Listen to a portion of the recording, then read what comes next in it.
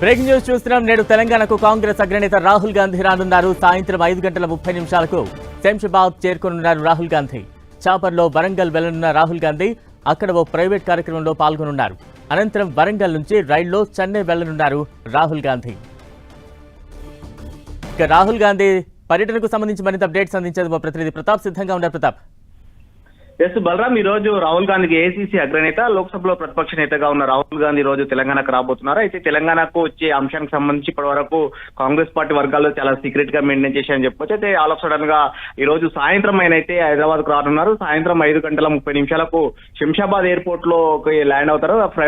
ఢిల్లీ నుంచి నేరుగా విమానం నుంచి ఇక్కడికి శంషాబాద్ ఎయిర్పోర్ట్ కు చేరుకున్న తర్వాత అక్కడ నుంచి హెలికాప్టర్ లో వరంగల్ కు చేరుకుంటారు. వరంగల్ లో ఒక కార్యక్రమంలో పార్టిసిపేట్ చేసిన తర్వాత వరంగల్ నుంచి మళ్ళీ రాత్రి 7:40 చెన్నై ఎక్స్ప్రెస్ నుంచి చెన్నైకి ట్రైన్ లో వెళ్ళనున్న రాహుల్ గాంధీ అని కూడా మనకు ఇప్పటిదాకా షెడ్యూల్ అయితే రావడం జరిగింది. అయితే దీనికి సంబంధించి రాహుల్ గాంధీ ప్రధానంగా తెలంగాణకు ఆలోచనగా రావడానికి ప్రధానమైన కారణం అయితే కొన్ని అంశాలు అయితే ప్రధానంగా ప్రస్తావిస్తారు. ముఖ్యంగా ఈ మధ్య కాలంలో ప్రభుత్వం నిర్వహించిన బీసీ కులగణన, ఎస్సీ వర్గీకరణ, ఈ రెండు అంశాలకు సంబంధించి రాహుల్ గాంధీ కాస్త ఆసక్తి కనబరుస్తున్నారు. ఈ అంశానికి సంబంధించి ఇప్పటికే ప్రభుత్వం తరపున అదేవిధంగా పార్టీ తరపున 2 సభలు నిర్వహించాలని చెప్పేసి కాంగ్రెస్ పార్టీ నిర్ణయించింది. ఒక సభను సూర్యాపేటలో బీసీ గర్జన పేరుతో నిర్వహించాలి, ఇంకొకటి గజ్వేల్లో ఎస్సీ వర్గీకరణకు అనుకూలంగా మరో సభ నిర్వహించాలని చెప్పేసి నిర్ణయించారు. ఈ 2 సభలకు కూడా కాంగ్రెస్ పార్టీ అగ్రనేతలను ఆహ్వానించాలని నిర్ణయించారు. అయితే ఈ సభలో వచ్చే కంటే ముందే దీనికి సంబంధించి ప్రజల్లో ఎలాంటి ఫీడ్బ్యాక్ ఉంది, అసలు ప్రజల్లో దీనికి సంబంధించి ఏమనుకుంటున్నారనే